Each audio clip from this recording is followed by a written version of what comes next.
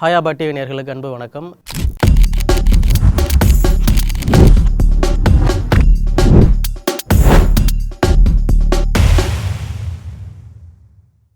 இந்த வீடியோவில் வந்துட்டு ப்ரெசன்ட் பர்ஃபெக்ட் டென்ஸ் அதோட யூசஸ் பற்றி பார்க்கலாம். நாம் இப்போது அந்த டென்ஸோட யூசஸ் படிக்கிறதுக்கு முன்னாடி நம்ம ஒரு சில ப்ரீ ரெக்யூசிட்ஸ்லாம் நமக்கு தெரிய வேண்டியிருக்கு. இது என்ன அப்படின்னா அட்வெர்ப் ஆஃப் டைம் அப்படின்னு சொல்லுவோம். இப்போ இந்த வேர்டுகளை இப்போ கவனிங்க. ஜஸ்ட், ஆல்ரெடி, இந்த வேர்டுகளெல்லாம் ஒரு சென்டென்ஸில் வந்துட்டு இந்த டைமை ரெஃபர் பண்ணுறதுக்காக வந்துட்டு இந்த வார்த்தைகளை நம்ம பயன்படுத்துவோம். இப்போ ஜஸ்ட் அப்படின்னு சொன்னோன்னா வந்துட்டு இப்போ தான் முடிஞ்சது. ஆல்ரெடி அப்படின்னாலும் அதே மீனிங் தான், ஏற்கனவே முடிச்சிட்டோம் அப்படிங்கிற மாரி. ஸோ இந்த வேர்ட்ஸ் எல்லாம் வந்துட்டு நம்ம யூஸ் பண்ண வேண்டியிருக்கும். எதுக்காகனா அதை தெரிஞ்சுக்கிட்டோன்னா தான் அந்த யூசஸை வந்துட்டு நம்ம பார்க்க முடியும்.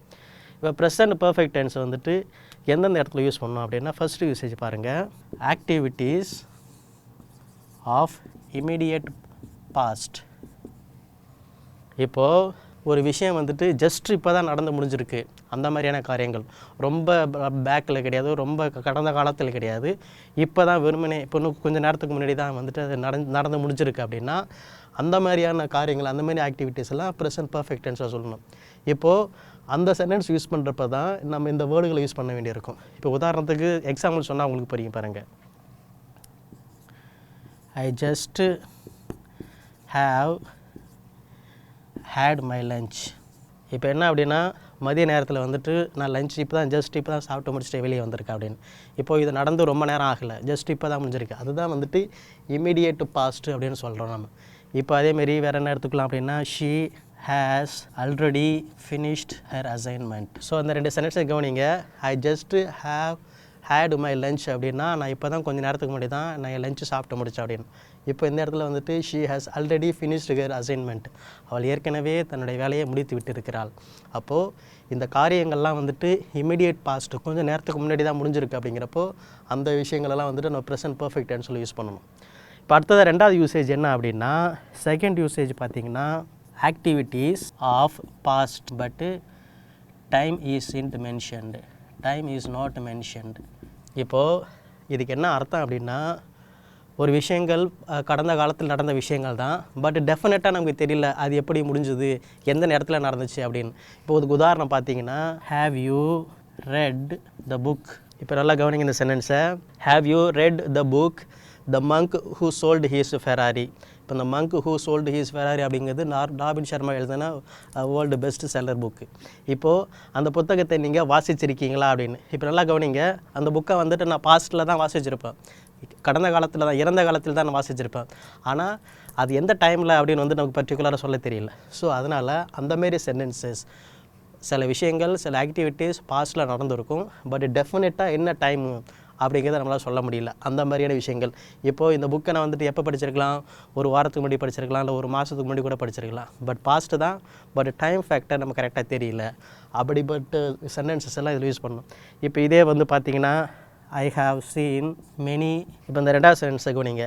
I have seen many Hollywood movies அப்படின்னு என்னென்னா நான் பல ஆங்கில திரைப்படங்கள் பார்த்துருக்கிறேன்னு சொல்கிறேன்.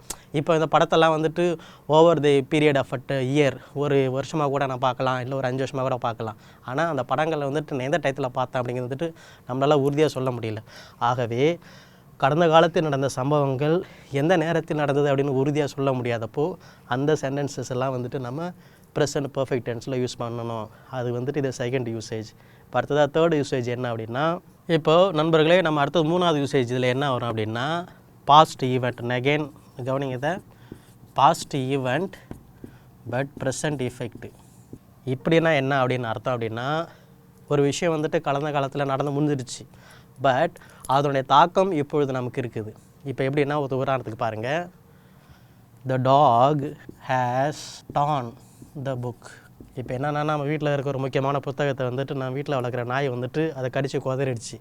அது பாஸ்ட் டென்ஸில் நடந்து முடிஞ்சிடுச்சு, பட் அதோட எஃபெக்ட் என்னென்னா இப்போ வந்துட்டு we cannot read that now, we can't read now that, we can't read it because அந்த நாய் வந்துட்டு அதை குதறிடுச்சு. அப்போது பாஸ்ட்டில் நடந்த ஒரு ஈவெண்ட் தான், பட் அதோட எஃபெக்ட் வந்துட்டு ப்ரெசென்ட்டில் இருக்குது, நிகழ்காலத்தில் அதோட எஃபெக்ட் இருக்குது அப்படின்னா அதை நம்ம வந்துட்டு ப்ரெசன்ட் பர்ஃபெக்ட்ல சொல்லணும்.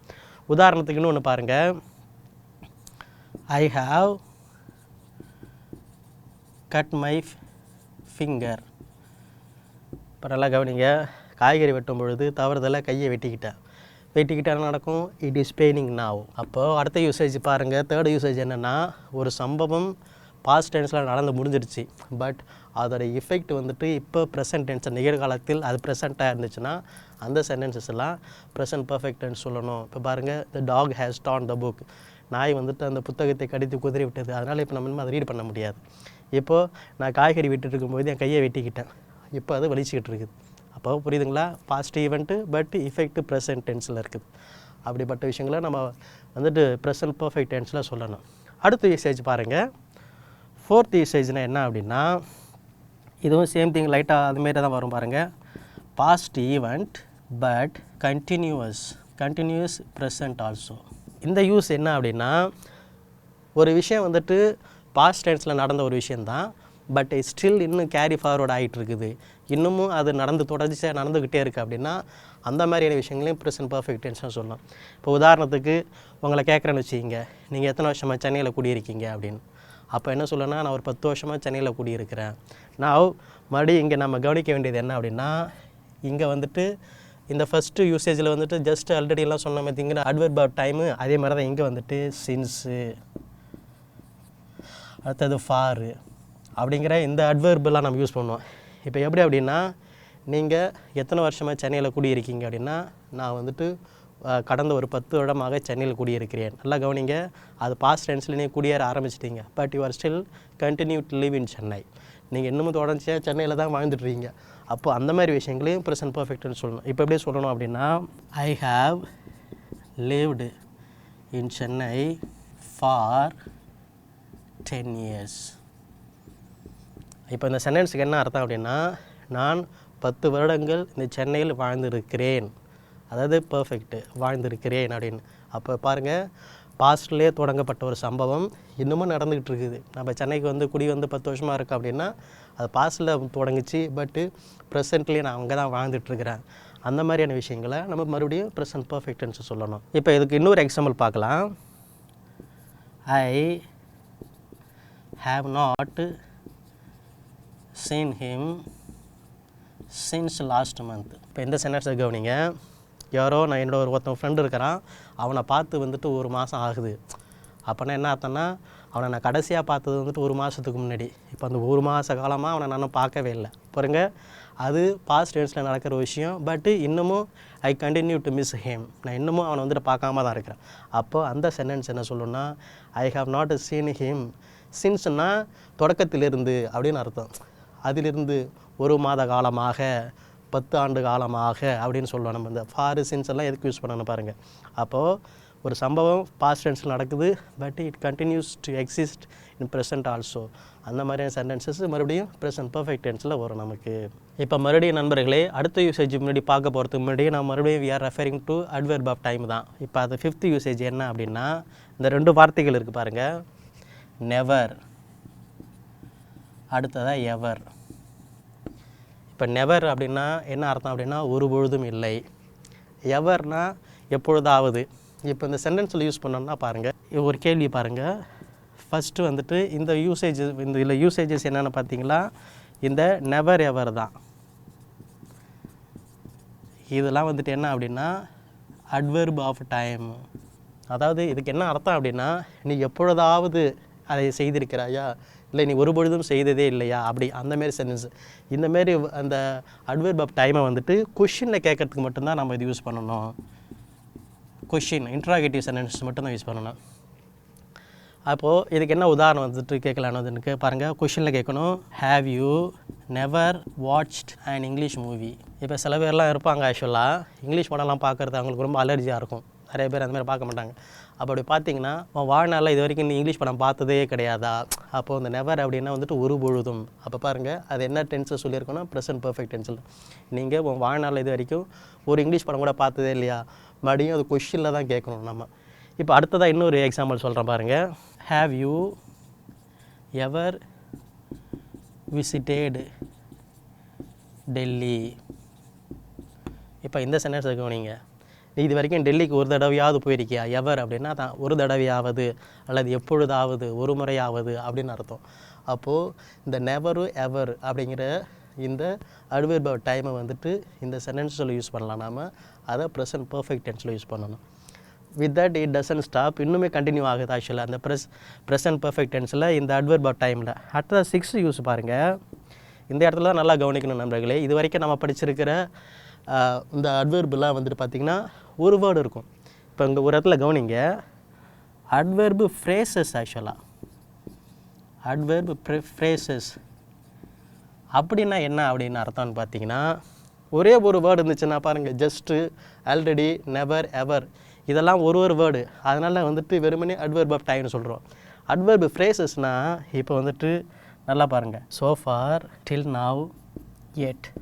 இப்போது நல்லா கவனிங்க, இது வரைக்கும் நம்ம பார்த்த அட்வெர்ப்லாம் சிங்கிள் வேர்டு இருந்துச்சு. அதனால் வந்துட்டு அதை வெறுமனே அட்வெர்ப் ஆஃப் டைம்னு சொன்னோம்.